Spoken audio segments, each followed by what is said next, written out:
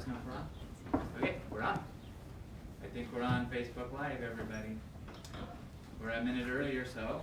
But I'm going to do a little Bladder Meridian on Bowie here. And this is interactive, so if you have any questions, you can chat them in. This is it's an interactive thing. I'm going to just do some Bladder Meridian on Bowie here, and then just go on and start working on them. And if you guys have any questions, you can ask. I'll talk my way through what I'm doing as usual, since you can't shut me up anyway. So we're just going to start and do a little Bladder Meridian. I'm going to start right here at the pole. I don't need to start over his eye. He's sort of a stoic guy. He's I don't remember what Katie age-wise said he was. So he's not that bad. I think she said he's around 18. Not that bad. I mean old, like me. So anyways, I think he's around 18. He's an eventer. She's been doing eventing on him for 3 years. He's pretty stoic, but I'm just going to do a little Bladder Meridian on him here, and just take my time and look for the other signs. He's not a super expressive horse, but he's feeling this. Actually, I haven't done much Bladder Meridian on this guy. I've worked on him a couple times in the past, but I haven't done a lot of Bladder Meridian. And he doesn't give a lot of super yawns, but he's a very nice horse, and he's very comfortable with people. So, but he hasn't been super expressive with the yawns. But that's okay. The yawns don't. If I don't get yawns, I don't care. I can tell by the other signs when the horse is releasing tension. So I'll just keep his nose off the ground and just stay right here. So we're getting a little licking and chewing here. So I'm going to continue on down his neck. Good boy. Just stay nice and soft. And whatever pops into my head, I'm going to talk about. See, he's shifting his weight a little bit as he gets comfortable from leg to leg in front. He wants to get comfortable as he starts to relax. So we'll probably be able to talk about a lot of the smaller, subtler signs that we're looking for. And actually, a response is any change in behavior that correlates with what you're doing. And so since I've started doing this Bladder Meridian, he's giving me a lick and chew, and he's starting to shift his weight from leg to leg. So that means he's starting to relax. I'm going to stay right in this area here because he's blinking a lot, and there's a change in behavior for sure right there. Looking away is kind of a fidget. And I'm keeping my palm nice and open. You can zero in with your fingertips on a point. I'm going to see if I can search for a blink right in here maybe, right there. Or you can use more area with your fingertips. It's just up to you. And pretty soon, if you don't think about it too much, you're just going to start doing something. Your intuition's going to kick in, and you're just going to do whatever you do. And there we go, right here. So I'm going to stay there. So Jim, a question's come in. Yeah. Can you ride after you've done the Bladder Meridian? Well, I've been riding for a long, long time, so I think I can. But the question probably has to do more with, is it good to ride the horse after the body work? So if you do the whole, if you make big changes in your horse, say you do a whole session and you make big changes in your horse, it's good for them to have time off afterwards, so at least a day off. But if you do the Bladder Meridian and get your horse relaxed, I work on my horses just before I drive them now, my 2 horses, and I work on them as I'm harnessing them up. I'll stop and do some under the tail points, or I'll do some Bladder Meridian or some scapular releases, and that gets them nice and relaxed and loosened up, and they go much better that way. So the answer depends on if you made big changes in your horse, because we're working on their nervous system. If you feel like you've made big changes, then it's best to give them a day off. Otherwise, it's fine. And ultimately, I'm staying in this area here because he's giving me lots of responses. Ultimately, the horse is going to let you know if you get on the horse and you ride and he just doesn't feel right, or he doesn't feel comfortable, or he feels discombobulated, then that means he needs more time. But you might get on your horse after doing the Bladder Meridian, doing the whole Bladder Meridian, and he may feel great, and that means the answer is yes. You should ride him after. You can ride him. Okay, another question. Is it positive when they look towards you versus looking away? Is it positive? Yes. I think it's neither one. He looks away because what's happening is when you find the spot where they're holding tension, as their body starts to release it, they get nervous, and that's the fidget. They get a little uncomfortable sometimes, or they get nervous. So there'll just be a change in behavior. So sometimes they'll look at you, sometimes they'll look away, and to me it really doesn't make any difference. I don't put any meaning in that at all. keep going down here. Right, boy?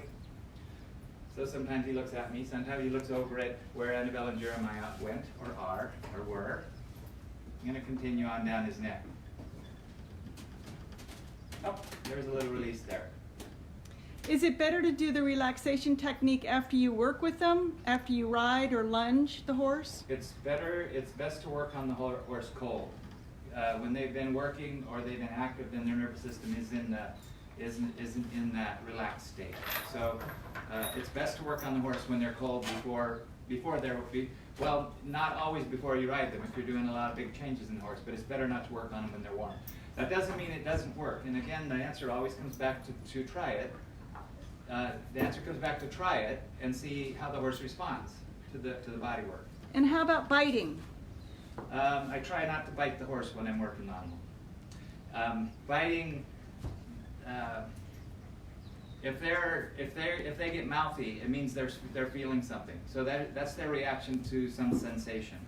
So you don't want them to bite, of course, but I don't correct them unless they actually bite me, because otherwise they're just telling me something. Like if Bowie right now were to start nibbling at me with his lips, I wouldn't correct him because he hasn't bitten me, and he's just telling me he's feeling something. It's his reaction to some sensation. So I don't want to correct it because it's like asking them to tell you what they're feeling and then smacking them when they tell you. So if they bite you, you want to correct it, but you want to do it immediately, and you only want to do it once. You don't want to wait, and you don't want even a few seconds because they won't get the connection. So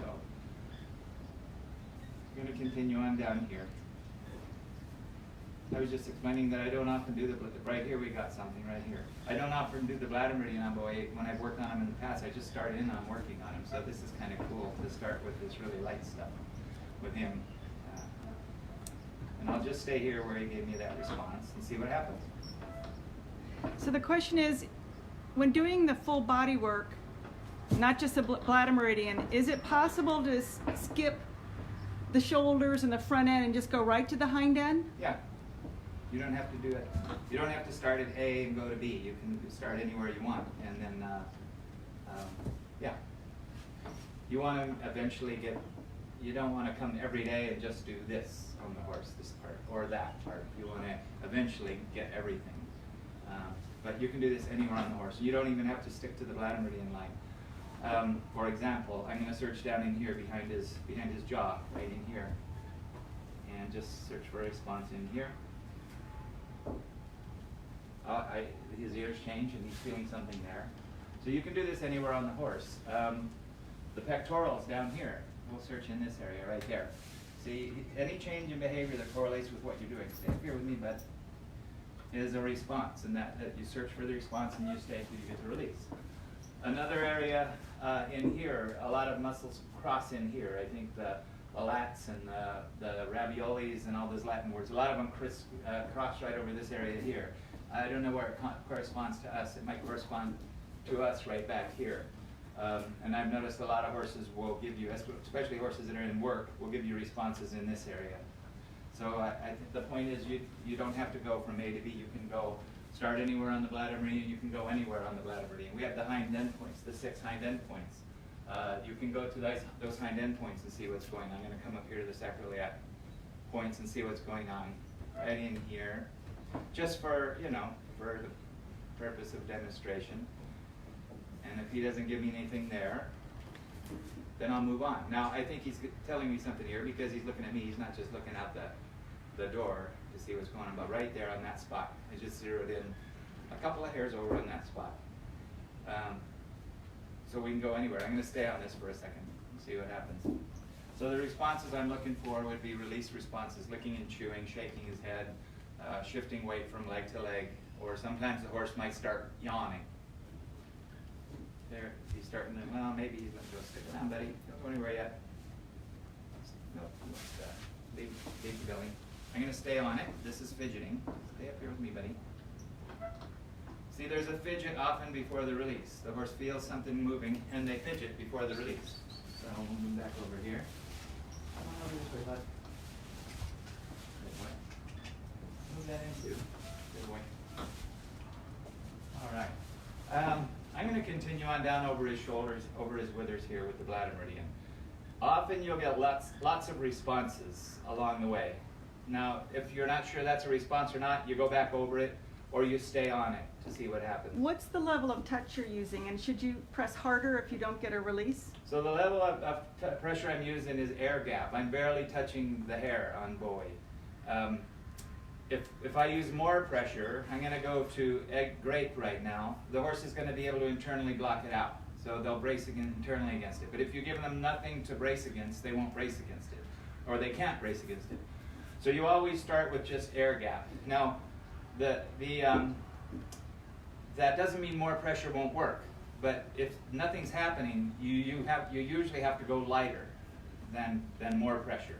So that's a little counterintuitive. It's hard for humans to do less when they want more. But that's the way it works with this. So I'm going to stick right here on this spot here for Bowie. And why does soft touch work? Soft touch works because we're finding an area where the horse is holding something in. They survive by blocking out tension and discomfort. So we're finding something where the horse is basically covering it up and just getting on with life without dealing with it.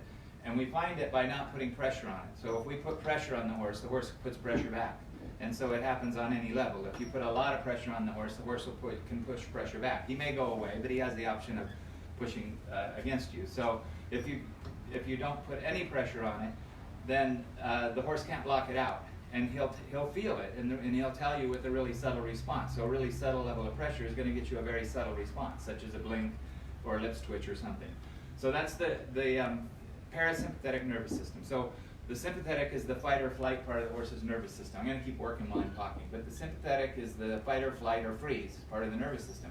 That's what they use to block out pain and tension. So there's always some level of the sympathetic nervous system active in the horse to cover up that stuff. And it's the same with humans. We live in a low level of fear most of the times of something.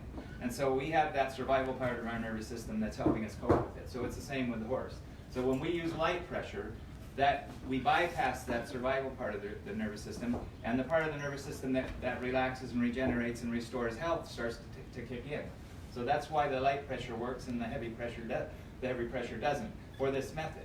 Now you can massage a muscle. You can get in here and dig and massage muscles and separate muscle fibers and get the muscles to release tension. But that's a different modality. And with this method, we're working with the horse's nervous system, where we're allowing the horse's nervous system to release the tension. We're allowing the parasympathetic part of the nervous system to do its job. What about if the horse won't let you do the bladder meridian at all and pins their ears just by light touch? Okay. So let's say Bowie was one of those nasty horses that pins his ears when you do that, which he isn't. But the horse isn't being nasty. The horse is just telling you something. The horse is telling you that they're feeling something, and you're bringing their awareness to it, their attention to it. So let's say I went up to do the bladder meridian on Bowie's pole or his neck, and he pinned his ears, and he obviously is telling me that it's uncomfortable. Well, there's a couple things you can do. One is move farther down the horse, move down to another part of the body. Let's say Bowie is really tight up here, and so when I bring his attention to it, he pins his ears. If I come back here and start where he's comfortable, I'll search somewhere else, and say he's comfortable there, and then when he starts to release tension there, I'll continue on down the hind end, and then I'll come back up here again. So that's one option. The other option is, let's say a lot of horses, they're head shy, and anytime you put your hand here, they're going to pin their ears and pull their head away. Head shyness, in my experience, 99.9% of the time, it's because of tension and discomfort in the pole. It's not a learned thing. I mean, they can learn to put their head up whenever, some kid's hanging off the lead rope, or whenever, say, they have TMJ issues or they have dental issues and the bit bothers them, so you got to put the bridle on and they learn to put their head up. If you can't train that out of them, then it's because of pain and discomfort, and that's 95% of the time it's pain and discomfort. So when I put my hand up here on non-Bowie, on another horse, and he pins his ears and pulls his head away, I can go somewhere else, or I can slowly back away. Let's say he's put his head up. Well, that actually works. He's put his head up and he's pinning his ears and he's threatening to bite me. So I'll back away till the distance where he stops doing that, and then I'll stay there. So let's say it's right here. Right here is where the horse can handle it, and they don't pin their ears and they don't try to bite you. This is where you'll stay, and you'll search for the blink at this distance. And it's not because it's voodoo. It's not anything. It's not. I'm sure there's energy stuff going on, but I don't know what it is, but what's happening is you're keeping the horse's attention on that in a way that they can't brace against it. So you're making it even a softer touch to the point where they can handle it. And if you stay at this distance, the horse will eventually start to release the tension. So those are the things to do. Either back off till the horse can handle it, go somewhere where the horse is more comfortable with it, or try the other side. It might be a sign, let's say you go to this side and he pins his ears and you go to that side, he doesn't. Well, there's a pretty clear sign that this side's bothering him. So that you want to find out why this is bothering him. You want to release it, but you also want to start to investigate why. So here's a question. This person was working on a horse recently who kept lifting her hind leg when she was touching her SI. Maybe you should show where the SI is. Right. As if she wanted to kick. If I stayed really lightly, but she never kicked. Should I have stayed longer? Oh, no, she'd never licked. Never let. Okay, should I have stayed longer? I must have stayed 10 minutes with her fussing and lifting the leg. Okay, so the sacroiliac and SI is right here. These two bumps on the tuber sacral. When you were on that point, She kept lifting her hind leg. Her hind leg. So she's feeling something. So you're bringing her awareness to some discomfort there, and it could have had to do with the sacroiliac here, the SI joint. Could have had to do with anything in the area, but she was feeling it down in here. So she lifted her leg. Often that happens when you're working in this area here. The horse, if they're feeling something in the groin area, they'll stomp the ground with their hind foot. So there's a pattern there. You'll see, if you start to notice a pattern when you're working on horses, when you work in this area, they feel something in the groin. In my experience, when I get back to there, there's something going on. So they're feeling something there. So the same thing's happening with the sacroiliac here on your horse. So you said you stayed for 10 minutes and the horse never released. Then move on somewhere else. Just go somewhere else. So it may have been too much for the horse here. I would just move on. If after 5 minutes something happened, I would have moved on to something else. But it's good that you tried, that you stuck with it, because a lot of times people just give up. So you could have tried coming farther forward. You could have tried going beyond it. You could have tried backing off a little bit and see if the horse was more comfortable with it. Do you do any self-preparation before you do body work? Yeah, I'll answer that one in a second. I'm sorry. It's always an experiment. Whenever you're doing anything with a horse with this method, it's always an experiment. You're asking the horse a question. As you go down the Bladder Meridian, or you're doing lateral flexion, or you're doing anything, the horse is telling you if there's something there or not. With the lateral flexion, as you go down the neck, if the horse feels tension in this area here, when you get to here, he's going to brace, and so he's telling you something's going on. When you're back here on the sacroiliac, and the horse is doing some kind of behavior like lifting the leg, the horse is telling you something. So it's an experiment. So what do you do next? Or you can't really do it wrong as long as you don't force anything and you don't use pressure on the horse. As long as you don't cause the horse to brace, you can't do it wrong. So don't worry about hurting the horse by staying longer. Don't worry about getting it wrong by moving on sooner. You can't really do it wrong. You can only do it better the more you practice. So any self-preparation, for me, I don't. I just work on the horse. A lot of people, I think, if they're when they go riding, if they're in a bad mood, they have a bad ride. For me, if I'm in a bad mood and I go work on the horse, I get in a good mood from working on the horse. So I really don't do any self-preparation. I just work on the horse, and that seems to work. But that doesn't mean that you don't need to do something. If you feel like doing something yourself to get prepared or get in the right frame of mind or the right energy, then you should do it. So I'm going to keep going down. I have missed this spot in the middle, so I'm going to keep going down here. So April asks, her Tennessee Walker always moves to be in front of her. He doesn't like her to be on the side of him. Could this be an issue with tension? Yeah, so is he always, it sounds like he always turns to face you. Well, you may be finding something uncomfortable physically in the horse, or he may just be more, some horses are just, they're more comfortable facing you. You know, they don't have the option of going away from you because you have the lead rope. So he would probably rather go away from you if that was the case. But if they keep turning to face you, it's because they're uncomfortable with you. They don't want you to find anything going on here. So I'm just kind of humanizing it, but they're protecting something. So, but you want to find out what it is. So rather than just allow him to do that, I would have somebody hold him, or I would tie him, and then I would come back here, and so that he couldn't just keep turning to face you. But I know what you mean, because I worked on lots of horses where every time I go around to the side of their neck, they turn to face me because they don't want me to do it. Because it's uncomfortable to find their stuff sometimes, but you gotta find it in order for them to release it. They've gotta feel it to release it. So will this type of method, will it work with horses that weave in their stalls? Horses that weave, it's my Okay. understanding is weaving. It's a way of releasing endorphins in their system. So they're weaving for a reason. They started weaving for a reason. They're either they don't like being confined. Maybe they're not comfortable with the horses around them. Whatever the reason, they're weaving. Unless you take away the source of the discomfort or what's causing them to weave, they're probably going to continue to weave. So you might be able to make them feel better temporarily with this.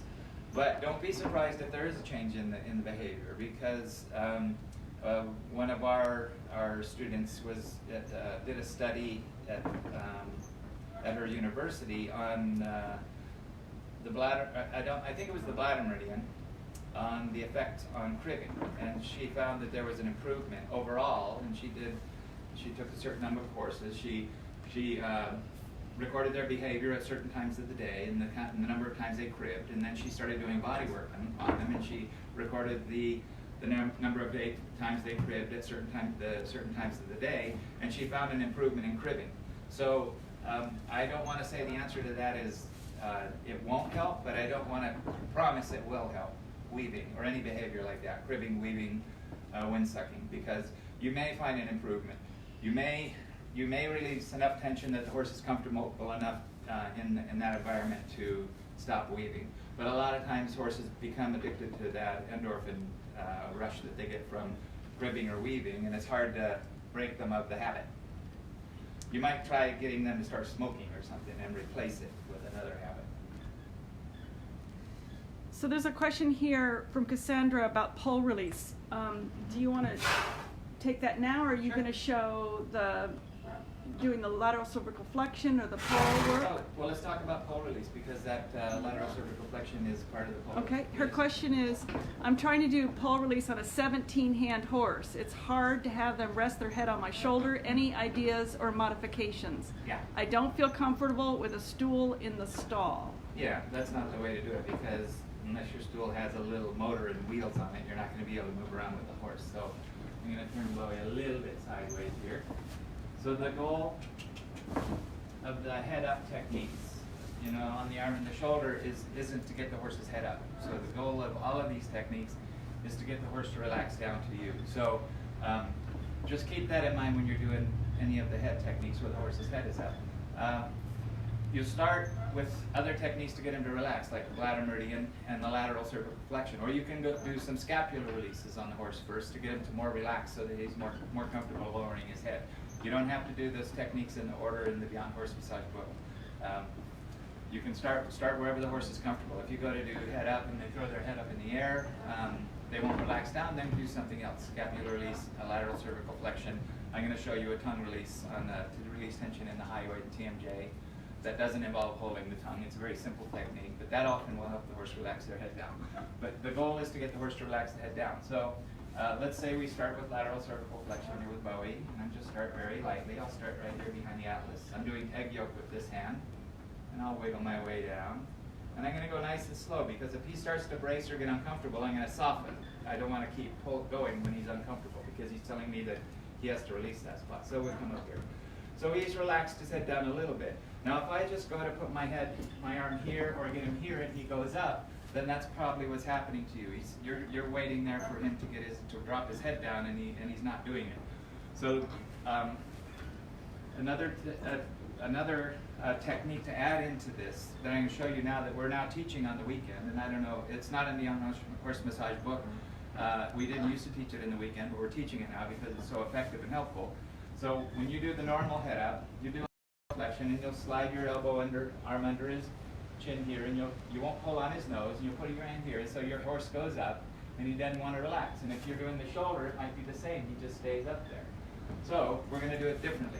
We're going to start with a little lateral flexion, and rather than slide my elbow under here and put my arm and his chin here or here, I'm going to take the neck hand and I'm going to put it under his chin here, because I can move with him now. You know, it's hard to move your shoulder up that high, but without clamping, just keep it here softly. We're going to wait for him to stop fussing. And then rather than lift with my arm or my shoulder, I'm going to gently lift with my hand here, and just slowly till he blinks, right there. Just find that spot where he blinks and wait for him to rest into your hand. It's important that you don't clamp on the horse with your nose hand or force him. He's starting to get heavy now. I just kept him in the neighborhood here and wait for him to start to get heavy. And as he gets heavy, I'll come down with my hand, the chin hand, and then I'll pick up the weight again. Now, every time he feels tension, when I take the weight of his head off of his pole, he's going to fuss, but that's okay, that's part of it. Yet each time he fusses, he comes back down into my hand. So the value of this is that you can go with him with your hand. You can't go with him with your arm and your shoulder.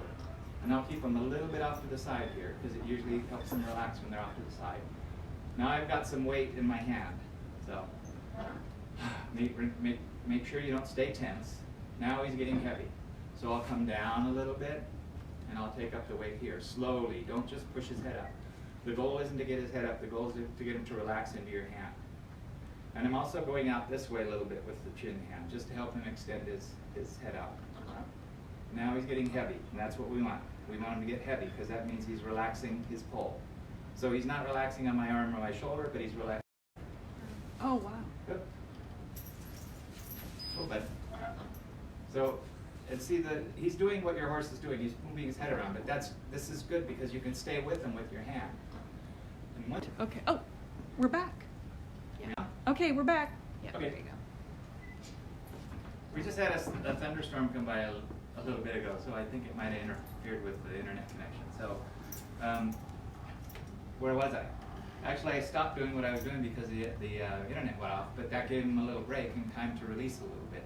So he just reminded me of something that I can tell you, is that you can stop at any point on any technique and give the horse, take the pressure off and let the horse feel what's happened, and then pick up where you left off.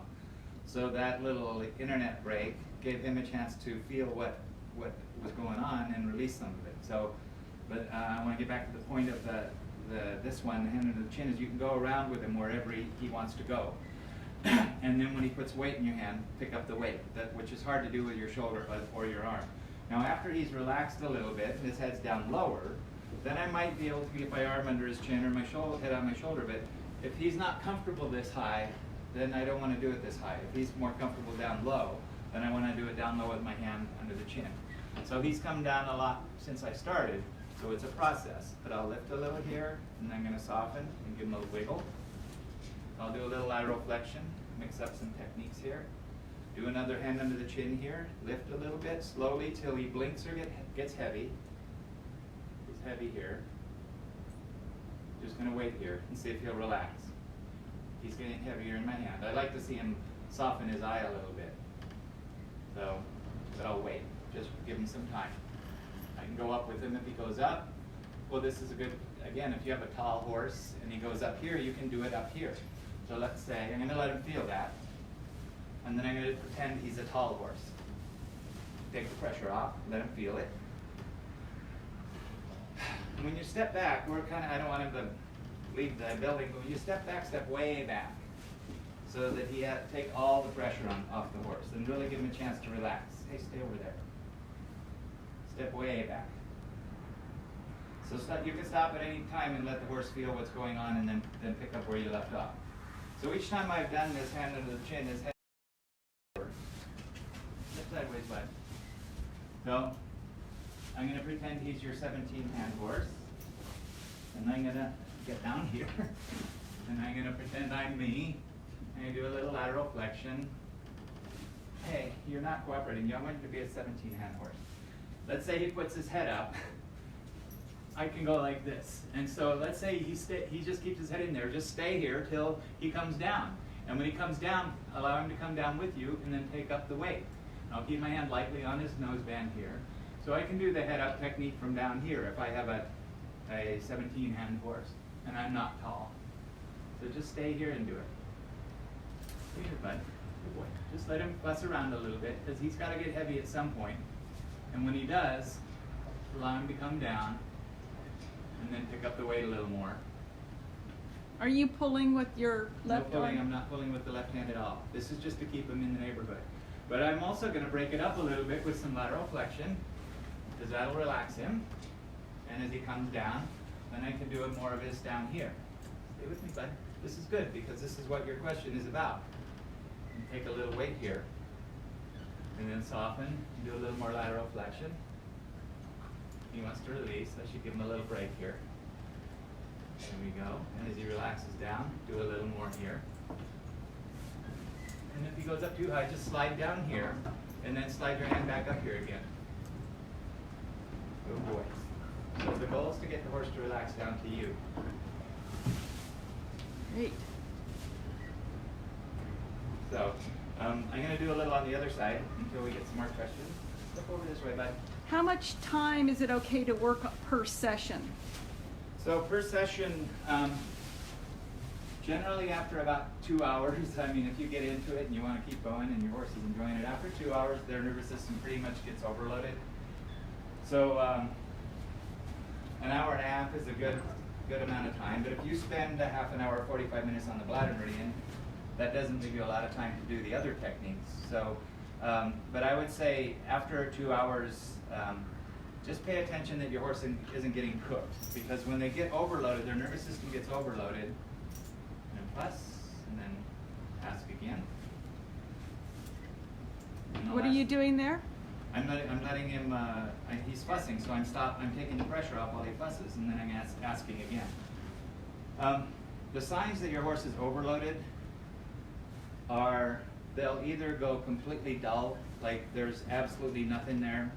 You do the lateral flexion and they just, move with you. They just go blank, dull, or they just pin their ears and won't let you touch them. Either way, those are the signs that your horse is cooked, that he's done. If you feel like he's gone from, I don't mean dull, meaning like if he's standing there twitching, if they're twitching, they're processing, so they're still with you. But if they're completely dull, then they need time. They need a break. Then you're done for the day. Let's do a little more on this side. Good boy. And gently search around behind here. Wiggle, soften. Wiggle, soften. Come down his neck. Wiggle, soften. Now he was fussing before because I was doing too much. So I'm backing off and doing tiny wiggles now. So when I first did it, I wasn't thinking of him. I was thinking of the question.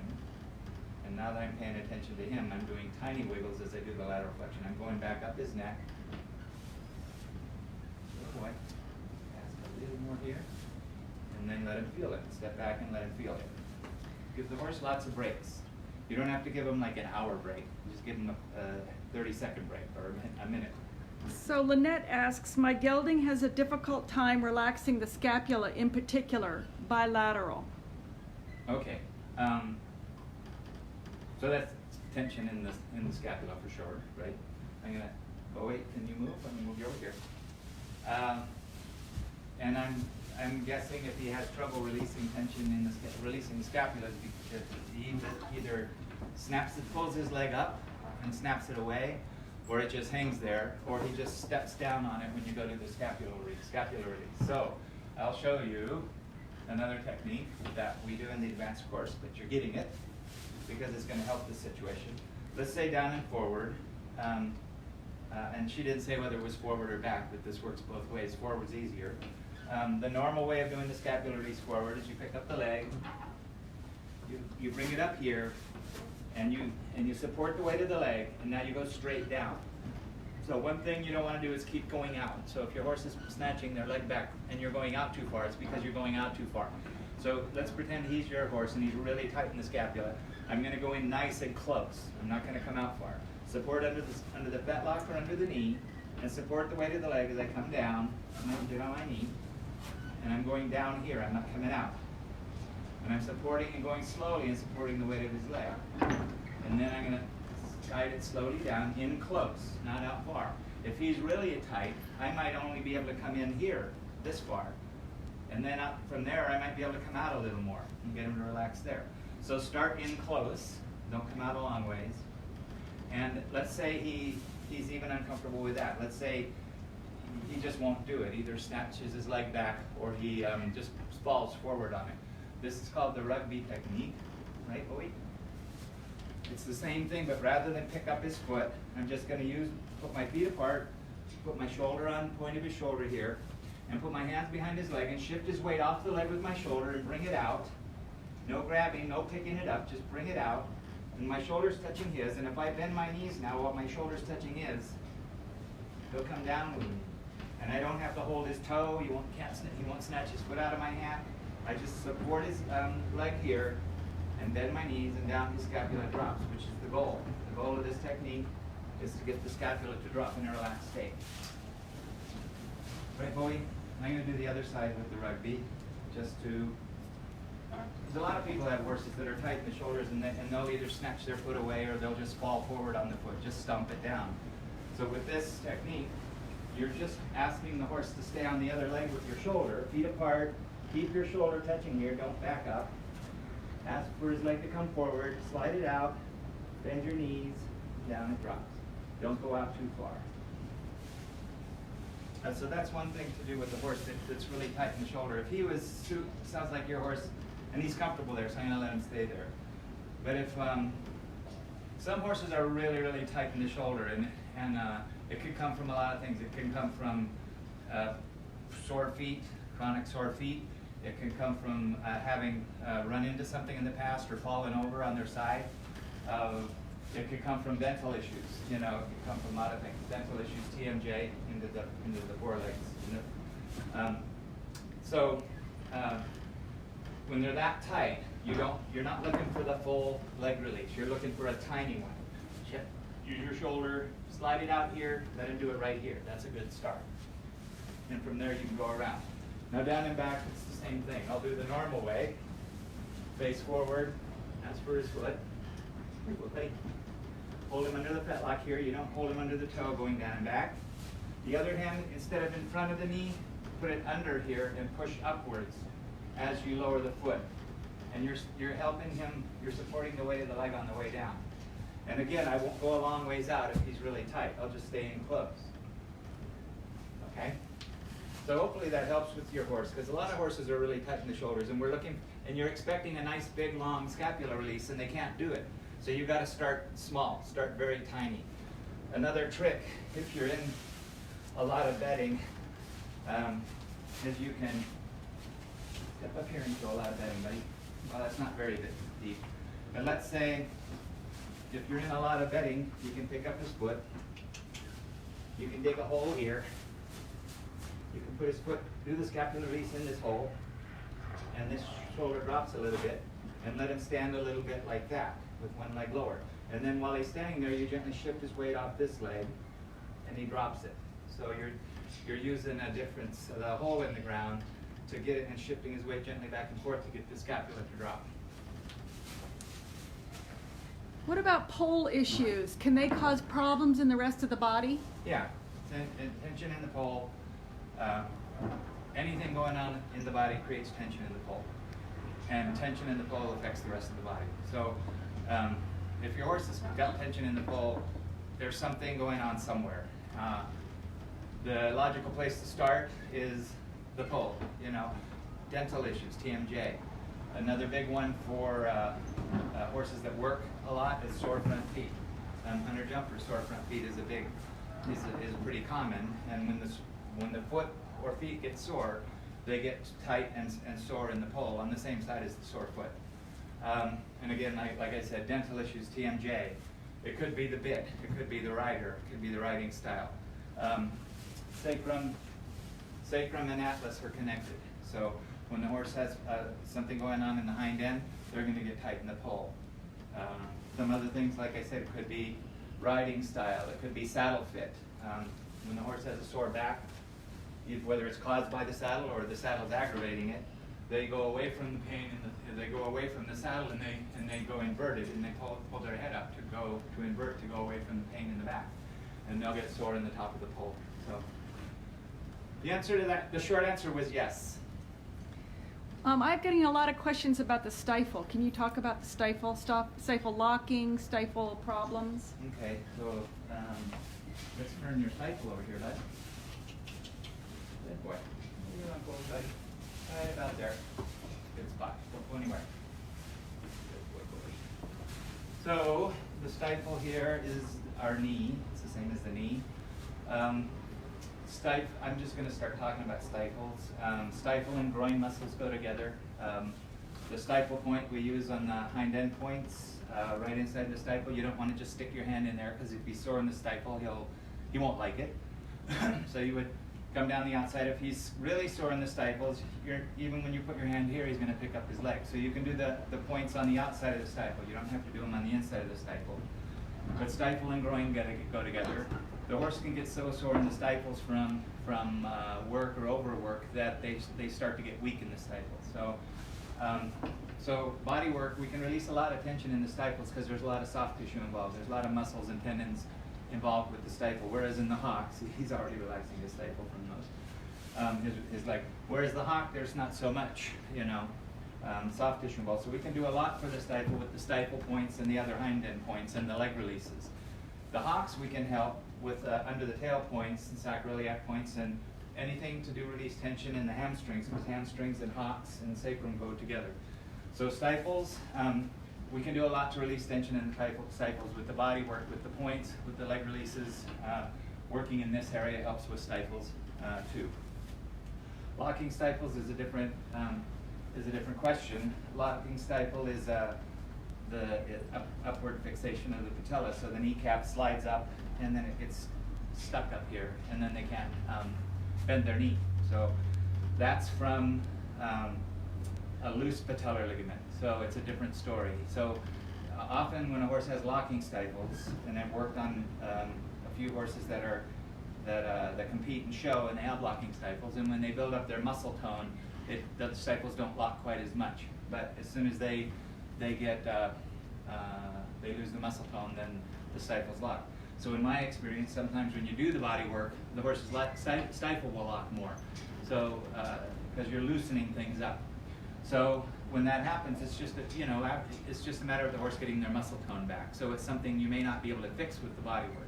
And it may appear to get worse when you do the body work, but it's not getting worse because the horse can easily get their muscle tone back after doing the body work. After 15 minutes, they're back to where they were before. So don't be afraid to do the body work. Sometimes the body work will help locking stifles.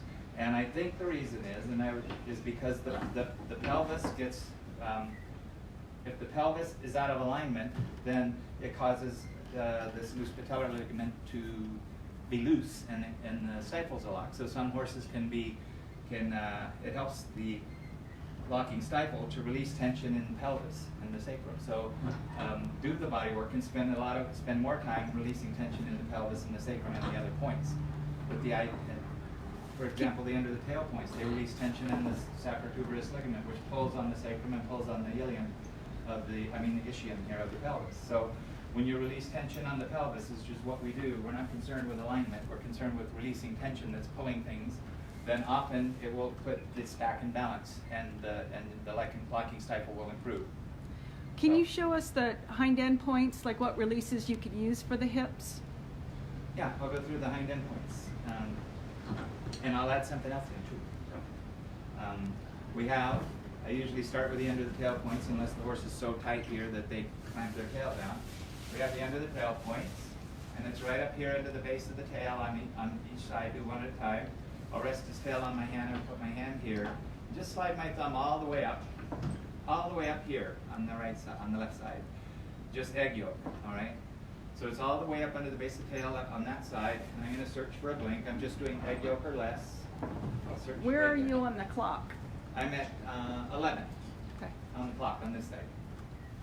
And I'll find a blink, and I'll just stay there, very soft. And it takes at least a minute or two for this to start to let go. So with the hind end points, you just have to settle in. And I'll watch him the whole time, because I'll see it when as he starts to relax, as he starts blinking more. His head might start to drop. No, don't go anywhere, bud. No, stick around. Stick around. He'll start to fidget as he feels things let go. Oh, bud. See, he's a little uncomfortable with it. When he's uncomfortable, you soften. Don't push harder. And he's starting to let it go now, but there's a fidget before the release. If you feel like there's more, stay longer. If he licks and chews, that doesn't mean you have to stop. You can stay longer if you feel like there's more. And in his case, I would stay a little longer. So that's the end of the tail. I do one side, And then I might do the other side. It depends what he does. If he all of a sudden relaxed one leg, let's say he dropped, don't go anywhere yet, boy. He's fidgeting, feeling a little change here, so he wants to move around. I'll just reassure him, let him touch noses here. Just stay with him. If he were to relax one leg while I was doing this, I would go to the side that he's relaxed. It's hard to see what's going on. I'll switch sides. I would go to the side that he's relaxed, the leg drops, and I would go to the points on that side and do them. So under the tail points, we have the sacroiliac points. These two bumps here are the tuberous sacral of the ilium. The sacroiliac joints are underneath here. So if you draw a circle around here and search inside that circle for a response, now that's a response to me, right there in the middle. Sometimes it's on one side or the other.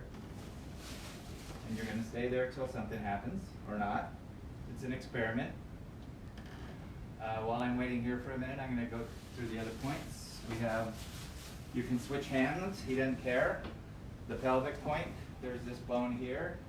It's the bottom of this point here, this ridge. I'm searching this area. This often goes with sore stifles or tension in the stifles. This area at this point and this area here. Horses that are really tight in the abdomen here, this point's helpful for that. This abdominal fascia comes up and attaches in this area, so you're helping to release that. So you're just searching for a blank. Searching for a blink in here. Just search, draw a circle around the point and just search in there for a blink. So he doesn't, that wasn't me, that was something outside, but so he's feeling a little bit here, but he's not giving me huge responses on these. The under the tail was the most for him. And this one I could stay longer on all of them, but he's not like really bothered by any of them. So this one here, under the tail, sacroiliac, pelvic.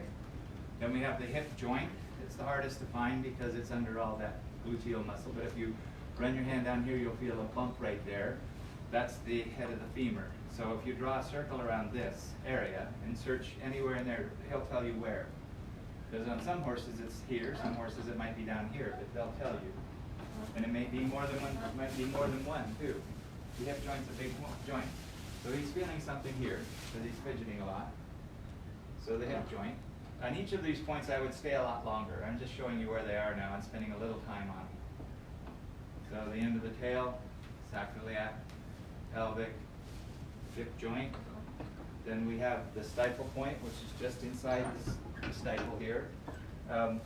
If you don't want to just stick your hand in here, if you don't know the horse, you might be sore, but he's not sore, so I can put my hand here.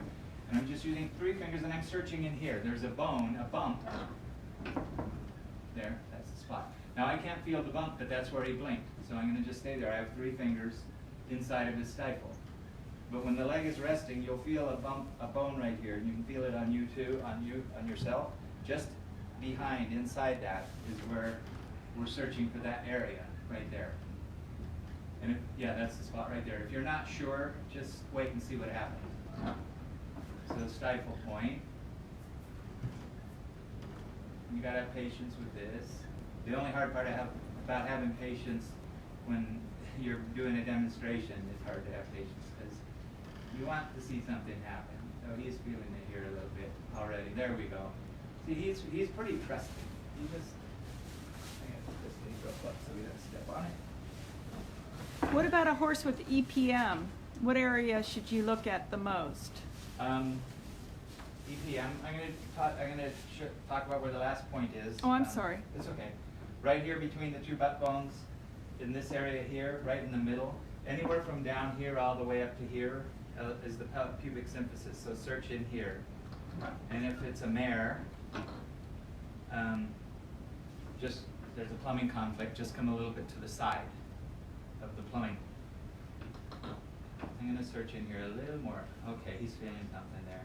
The pubic symphysis is where the pelvis joins together. It's farther deeper in there. You're on the muscle that's on it. But the way I sense that's going on is there's torque on the pelvis and it twists. And where the pelvis joins together back here, it isn't an articulating joint, but it's like sutures there. And by searching in this area, you're helping release tension in these inner hamstrings, and lots of different things, but you're helping release tension that's torquing the pelvis on this point. You'll often see a change in breathing when you're doing this point. And I've been told that there are acupressure points that have to do with breathing or the lungs here, and I don't know because I don't do acupressure, but it just is interesting that often while you're waiting here, you'll get a lot of diaphragm stuff. So those are the 6 points: tail, sacroiliac, pelvic, stifle, hip joint, PS point. Before I talk about EPM, I'm going to show you one more technique that's super, super effective, and it's so simple it's almost hard to demonstrate. His tail is hanging slack here. I'm going to put my hand here with no pressure. I'm going to slowly come out towards me, really slowly, until I get a blink.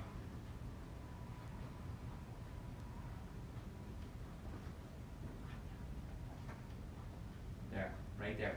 It came out about that far, and I'm going to stay here.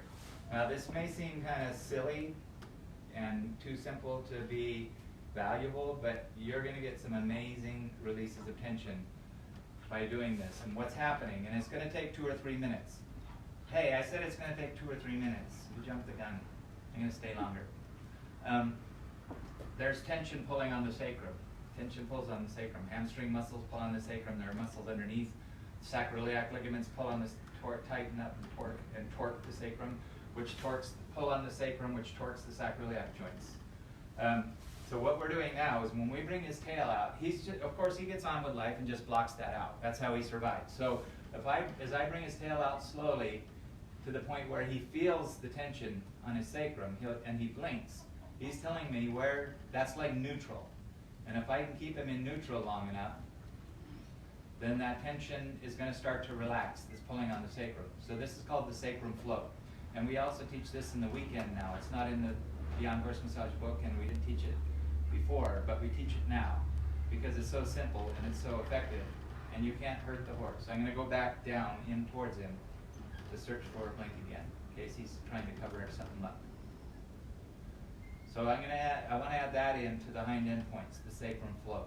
So there I found a spot there. Any sign, just find it, and if you can go back down over it again and get it again to blink, like go in and out till you zero in on it, then you're keeping his nervous system is now feeling what's going on here. And if you stay there long enough, then the parasympathetic will start to take over and he'll start to relax it. There's no pulling on the tail, there's no grabbing, no pressure. Just find that spot right there where he feels it. And it's 2 or 3 minutes. It's a little longer usually than the other points. So that's a really valuable tool right there. And all of these points in the Bladder Meridian are so easy, you know. I mean, how can you, if you can't do them, then you need to see a psychiatrist or something. Because you're having trouble relaxing yourself.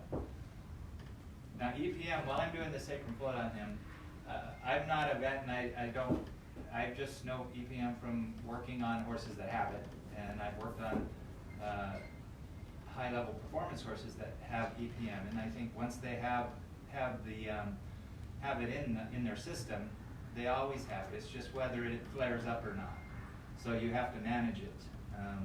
But as far as the body work goes, you can make a horse much more comfortable that has EPM. My sense is the horse's nervous system kind of blocks it out, you know, to survive to the extent it can. And by doing the body work, especially these light techniques, you get the horse back in tune with what's going on. I think you can get his nervous system more connected. You can connect the front to the hind ends with the points in the Bladder Meridian. So I think my point is, don't let EPM stop you from working on a horse. And with any condition a horse has or anything going on, you have a fail-safe with this method, because when you run into resistance, you soften with the movement techniques, lateral flexion, leg releases. When the horse braces or tenses, you soften, and when the horse lets that tension go, you move through it.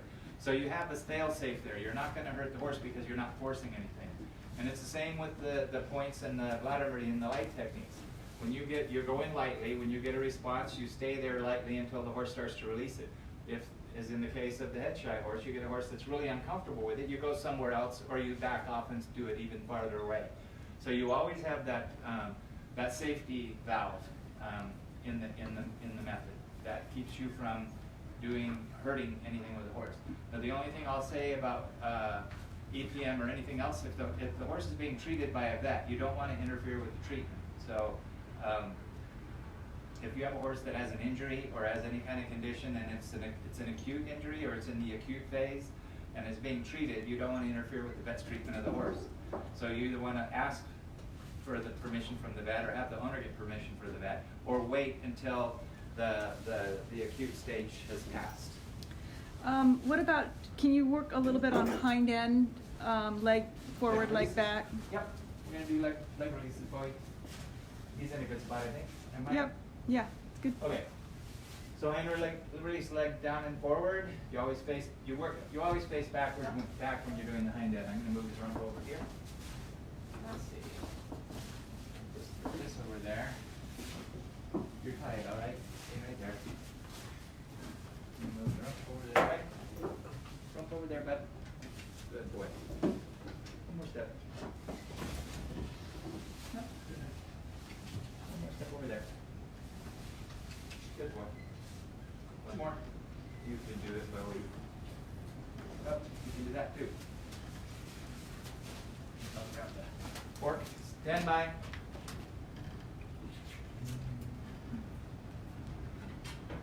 Just to get it out of the way. Any questions about scooping poop? Now's the time. Move it right away because they poop and then they step back in it just before you go to pick up the hind feet. So, move over. All right. It's a conspiracy they have. They all get together. They've all agreed to do that. So you always face backwards when you're doing the hind leg releases. Down and forward. I'm going to slide my hand down it. Stay in close and stay. Don't be way out here pulling them off balance or pulling them way forward. Stay in close. Ask for the foot. You never use thumbs when you're picking up legs. You just ask for the foot. You can squeeze to get him to pick it up. But as soon as you have the leg, you don't grab it, you support it. Get under the toe right away, up off the ground. Don't get under the toe, close to the ground. So I'm going to put his foot down again. And never grab the leg, the hind leg especially, because that's when they try to get rid of you. You just want to get it up either by, lifting it like this, or get him to lift it up himself. So, foot. Takes a step, get it up, get under the toe, let go of the leg as soon as you can. So we have a tendency when the horse starts to fight with the hind leg we tense up, and that's when the horse tries to get rid of you. So you have to be aware of that and not do it. Now this is the position with this foot not way up here and not way back there. Straight down from the stifle and the hip in a line and towards the midline. So that's got to be in close. I'm touching the horse with my body. That's the safest place for me to be. So just support it until he gets heavy. You got to support your back, protect your back. So I protect my back by getting on my knee, but I'm going to do it without getting on my knee once. Support the leg under the toe. Brace my elbows on my knees. Now when he's heavy, I'm going to go straight down. I'm not going to go forward. And I want this to drop. So the idea is to get him to drop his pelvis. So I got to hold the weight of the leg on the way down as much as I can, not just pull the leg down. And as he gets close to the ground, I'll shift.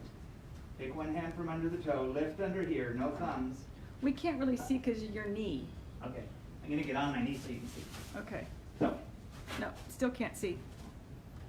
Can't see? There we go. Okay, so when you get close to the ground, let go with one hand, lift here, and then let go with the toe. No thumbs, and go straight down, not forward. Straight down. This is what's dropping. So I let go. When he got to the bottom, he felt this up here as he got close to the bottom, and that's why he put his foot down. So what I should have done, but I was busy talking, I'll do this side and show you. Step over, Ben. So as he dropped his pelvis, when he got down to a certain point, he felt something up here, and that's when he wanted to put his foot down. So that's where he's feeling the tension, at that, wherever that point was. So if you feel that coming up, you want to support the leg a little longer, if you can. But just the act of feeling it is helping him release it. Get the foot up, get under the toe off the ground, and let go of the leg. Don't get under the toe close to the ground. His foot straight down from his stifle and towards the midline. Now that he's heavy, I'm going to slowly go straight down, not to the front, straight down. And when I get close to the ground, I'm going to lift here, lift it, take the weight, and then let go under the toe. And try to hold the weight of his haunch all the way to the ground so that he drops his pelvis on the way down.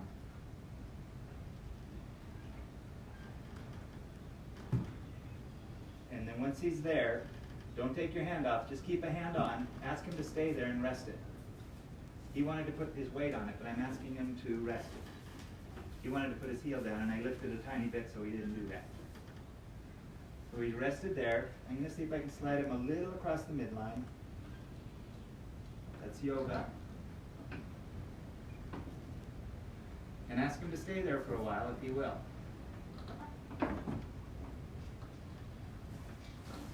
There. So the whole idea is for him to drop the pelvis as you're doing it. I'm going to step back and let him feel it. Feel it.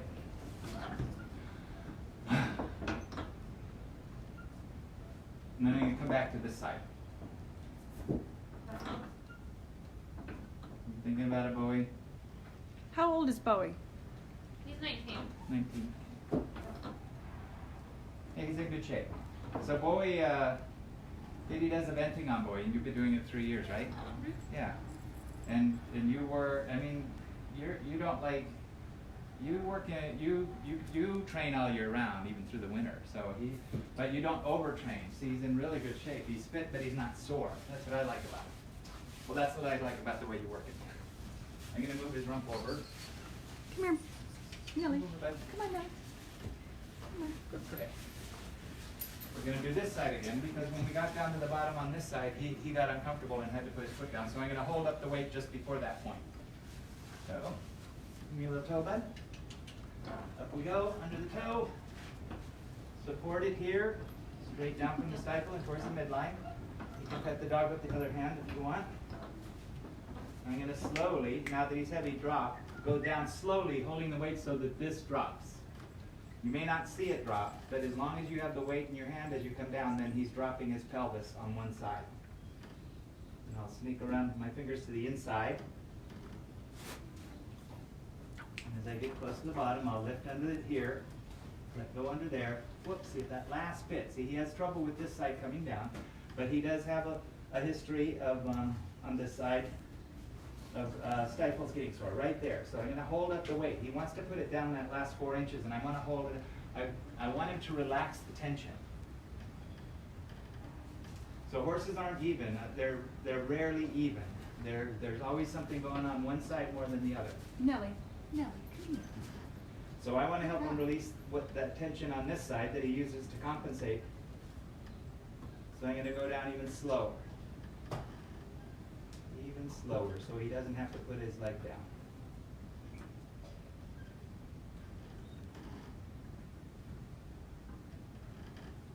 And I'm going to come farther back where it's more easier for him too, because I want him to be able to drop his pelvis beyond where he normally drops it in a relaxed state.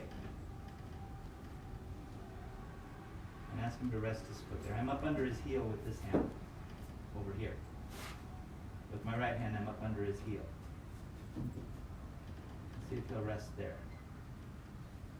So that's the way to do the leg release down and forward. It's not about going forward, it's about bringing it forward and going straight down. And I'll do down and back. The longer he stays here, the better. That's what I'm looking for, the drop in the pelvis, which gives some movement in the sacroiliac joints, and it gives some movement in the sacrolumbar juncture, and it gives a nice relaxed twist in his lower back. When his foot's across the midline, it allows the groin muscles to relax out. And groin muscles, not just the surface groin muscles, but the deeper groin muscles. So, Go. the dogs want to be in the show. She's bumping the Yeah. camera. There we go. So now he's doing the other side. So, well, if he were to relax the other side, I would go do the other side again. I would go back and forth a couple times. See, he's let go something up here, and so he's trying to find a comfortable spot to rest. So we're going to go down and back. I'm going to do this side first. I'm going to put a little knot in his tail.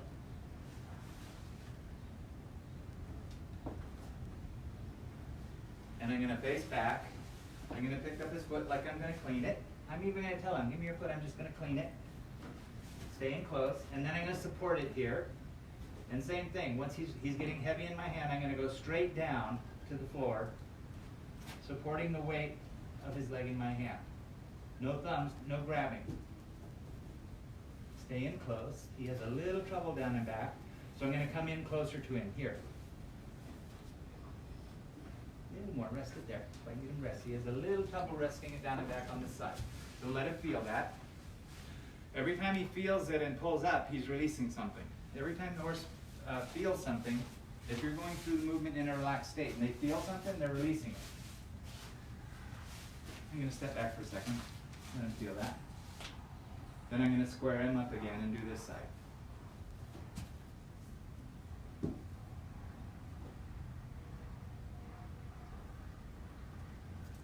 Anybody? So just give him a chance to feel it. And if he says something, fine. If he doesn't, I'll move on to this side. Square up a little bit. Step forward. Good boy. You want him square. We're going to pick up this foot like we're going to clean it.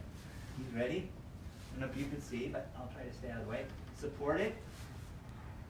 Support it here till he's heavy. And just go straight to the ground. Same thing. I want his pelvis to drop. He has a little trouble going down and back and relaxing it all the way to the ground. So I'm going to come in a little closer. So he has a little trouble doing that. So I can support it longer and allow him time to release it. So he's releasing every time he feels it. You can see him licking and chewing. Or I'm going to throw another thing in here that's going to be helpful. If you have a horse that can't relax the leg down and forward or down and back, you can get them to relax it by shifting their weight off of it. And I'll use the hip joint here. I'm going to put my back of my hand here, or see he's releasing a little from that.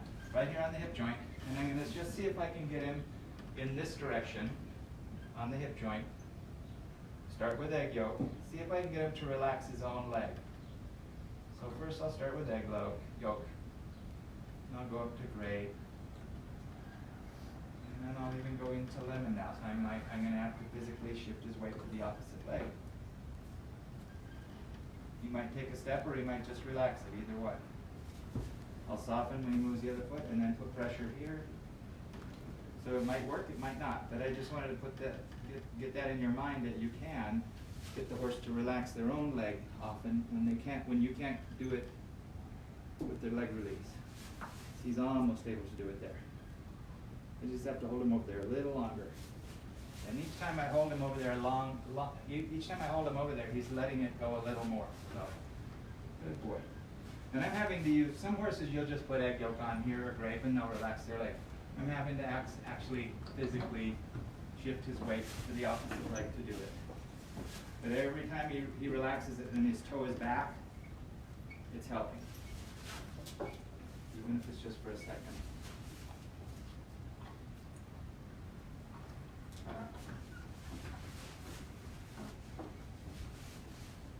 So it's a process. It's not like the goal isn't just to get him to do what you want to do. Along the way, every time he relaxes his leg a little bit, it's helping.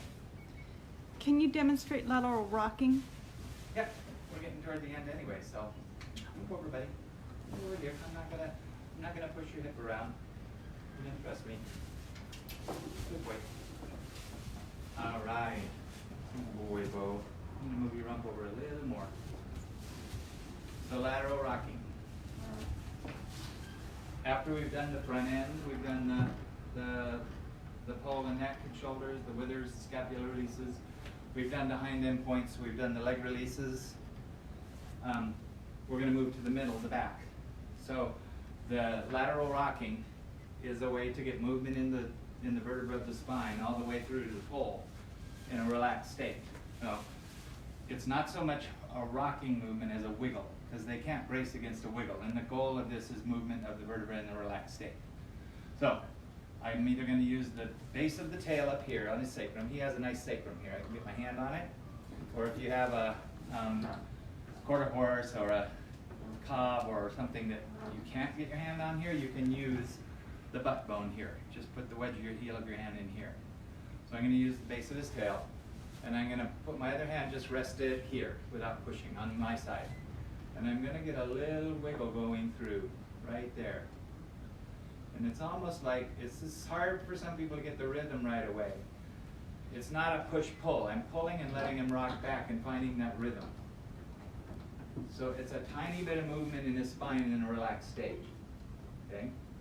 Don't go for the big movement. Get this little wiggle going right there and get the rhythm going. So there's a wave going through. And then with this hand, as I'm pulling with this hand, I can push with this hand. I'll do that side in a second. I'm pushing on this first rib here. Push, release, push, release, push, release, push, release. And I work my way up the rib cage with this hand. Each rib attaches to a thoracic vertebra. So I'm using the ribs to wiggle the vertebra, the joint, plus I'm moving the ribs all the way as far as your hand will go behind the scapula. I'll work my way back down again. So it's not about a huge range of motion, it's about the relaxation in the movement, not the movement, the range of motion. Good boy. Now if I would keep going with this, don't just do it once and quit, because this releases a lot of tension in the spinal column and in the core muscles. So, and see, he softened up even more here. So keep going. Don't just do it once and quit. See, he's already loosening up a little bit through the back here. And he's got nice movement through here. You'll start to notice as you do more horses where they're not moving. So he's moving a little less through here. I'm going to come back up through here. But even there, it's not bad. Do these movements help the hamstrings? This particular one doesn't. It's not going to hurt the hamstrings, but the things that help tension in the hamstrings are the under the tail points, the sacrum float, the PS points, and the down and back. All right, those are going to help release tension in the hamstrings. I'm going to do the lateral rocking on this side. Let's see. I'll try doing it right here. I don't know if you can see, but I'm just going to get the wiggle going with this hand. Get the wiggle going. Kind of pull and let him rock back. Get the rhythm. Here we go. There's more. Since I'm not going to pick up the speed, I won't worry about that. Okay. So we're going to get a little wiggle going here. And then with this hand, I'll start going up. Now he's uncomfortable right here, so I'm going to soften this hand or go past it. I'm going to go past it. And work my way up to the withers. And I'll watch his eyes while I'm doing it, because he'll blink or give me some sign if he's feeling something somewhere. And that right here where I started, he's got a little tension here. This area and stifles goes together. So, go back and forth over this. Go forward, go back and forth over this area. And I don't want him to brace. If I go too hard and he starts to brace or fuss, I'll soften a little bit. Just loosened up. So, you know, in thinking about it, with his hind leg release on the right, that last few inches was hard for him to relax down the pelvis, and this goes along with that. So I would come back up and I would do this. This makes sense a little bit. I would loosen some more of this. I would spend some more time on points, hind end points on this side. And then I would go back and do the leg release again. Right, Bowie? This is awful, isn't it? But you just can't wait to get out of here. All the way down through here. Good boy. I would spend some more time on the pelvic point here with him. So I'm going to do, see what he says. While you're doing those points, it's probably time to wrap it up. So do you want to talk about, you know, with people that maybe have just, this is a beginning part, like where they can find more information? Yeah. Well, our website, mastersonmethod.com, we have a ton of YouTube videos on our website of how to do these techniques they're short video clips on, I think we have 20 or 30 of those. And so that's a really good place to start because it doesn't cost you anything. And you're locked in your house right now anyways. We're in Masterson Method in place here. So we're not in shelter in place in Iowa. We're in Masterson Method in place here. But anyways, the YouTube videos on our website is a good place to start. If you want to get a book and DVD, Beyond Horse Massage is the place to start. Those are all the techniques that we've been demonstrating today, and they're the techniques, most of the ones we practice on a weekend seminar. Beyond Horse Massage book and DVD. And we have another DVD called Light to the Core. If you're not comfortable or prepared or want to do the heavier techniques like the leg releases and the movement techniques, the Light to the Core video is all light techniques, all searching for responses in different areas of the horse. And it's not just about looking for responses in different areas of the horse, it's about looking at the whole horse.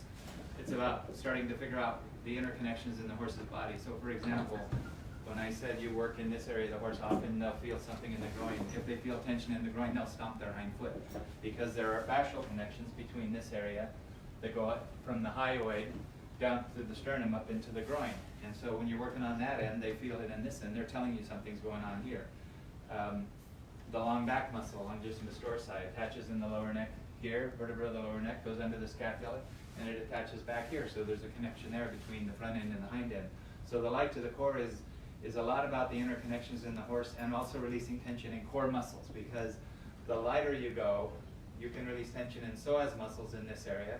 But if you're just massaging this area, you're only working on these muscles. But if you're going lighter, they're feeling it in the psoas muscles. So Light to the Core is a really useful video for releasing tension in the core muscles in the body, and just learning to read what your horse is telling you. So.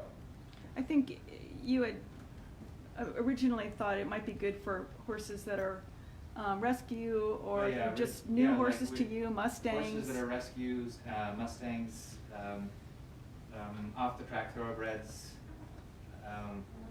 The Light to the Core is a super tool, because you don't have to worry about putting your hand on the horse's nose and him throwing his head. You don't have to worry about the horse not comfortable with the leg releases. You can release so much tension in the horse's nervous system and core muscles with the Light to the Core. And a lot of times those horses, I'll use maybe Mustangs for example, they've come off the range, they've been in pens for a long time. They've physically gone through a lot of them have physical issues, and they have fear issues. And so Light to the Core and the light techniques, they address all of those, the fear and the physical issues, the deeper physical issues. So it's a really, really good DVD to, if I do say so myself. And it's a 2 DVD set. We work on 3 horses in that DVD. I No, would it's only recommend that. one. It's only one. Only one DVD? Yeah. Okay. So we're It's having one a DVD sale and 3 right horses, now. yeah. We're having a sale of the Beyond Horse Massage video and the Light to the Core video, either both or separate. So if you go to our website, which is mastersonmethod.com, and go to the store, you can get the sale on streaming. Yeah. And then after people have seen the DVD and the book, we have, do you want to talk about the weekend seminars? Yep, weekend seminars, which we've had to postpone a lot of the March, April, May ones, but we have them all over the country, and they're on our website. Weekend seminar is hands-on practice, hands-on hands. So our instructors, a lot of this is about feel, the movement techniques especially, about learning not to brace when the horse braces, and so that's where you really get the value of the hands-on hands training on the weekend. And then we have an advanced 5-day course for people that want to go on and learn more, and we get into more evaluating the horse on the 5-day course. But we do also learn a lot more techniques to get through the withers, to get through the core muscles. And then we have a certification program after that. If you want to go on, we have a field work program. Takes about a year, maybe long. There's no time. Well, there is a time limit, 2 years, but it's not something that you have to rush through. We'd rather you go slowly through it and practice a lot. So for the certification program, and all the information on that's on the website too. And also you can find a certified practitioner near you. Yes. On the website. On our website. Top right corner, there's a little green button. Yeah. It says find a certified practitioner. The cool thing about our practitioners is they don't just work on the horse. They're your horse. They show you things that you can do to work on your own horse. So it's almost like a mini lesson. So there's lots of goodies on the website. So we have a question here. Is there a big difference between Beyond Horse Massage streaming and the home study course? Are there different techniques and more points discussed? The home study course is based on the weekend seminar and on the Beyond Horse Massage. What is she doing? Cleaning up? She's so helpful. So the Beyond Horse Massage home study course is based on the book Beyond Horse Massage and the video, and it's and the techniques we do on the weekend. And there are other videos, aren't there? Other videos on the home study course? You're teaching the weekend, and we videotaped you teaching the weekend. Yeah. So it's like going to a weekend, but you're at home, and there's quizzes and things that you can print and take to the barn with you. Yeah. And videos. It's guided practice and more videos on the techniques. So he's starting to let go a little bit in here. The interesting thing about this work is when you get too focused on the work and you have an agenda, like you get in your mind, I'm waiting for this horse to release, they pick up on it and their survival response kicks in.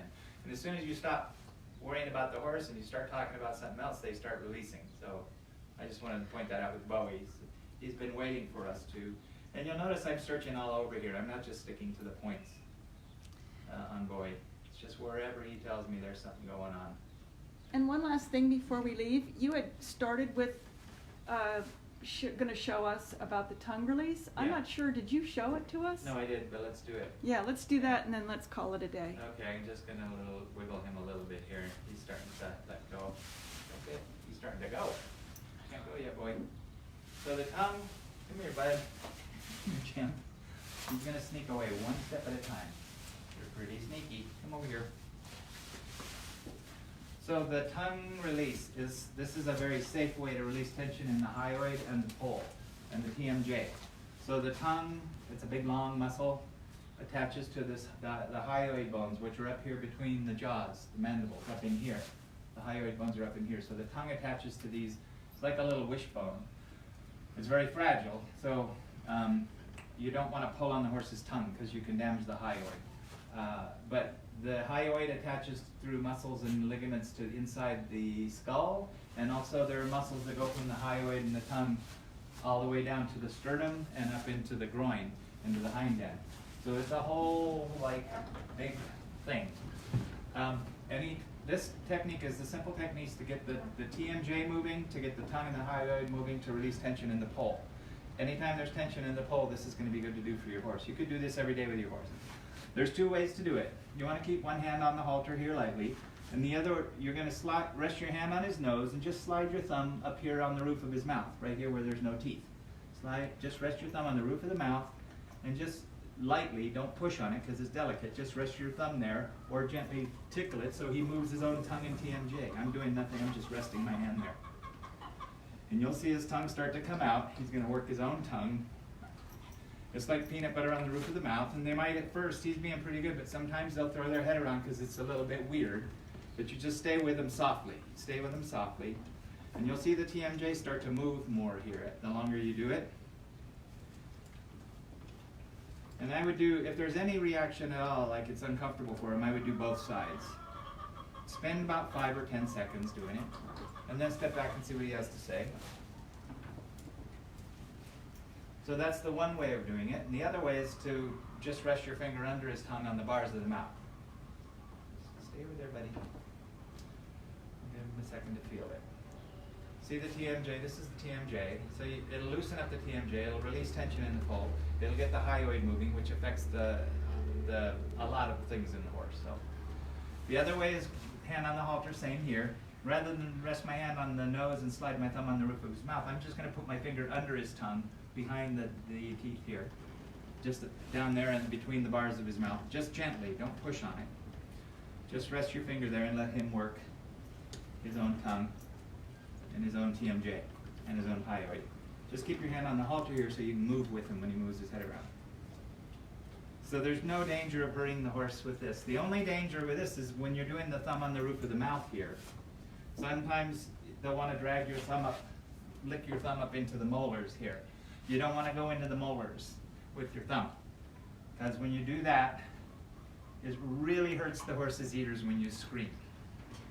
So just if you're aware of it, it won't happen. Just be aware that if they don't let them lick your thumb up here. So you could do this every day with a horse. Horses that are really tight in the TMJ or really tight in the pole, horses that are head shy, do this every day with your horse before you put the bit on. Do it after you put the bit on. I mean, after you take the bit off.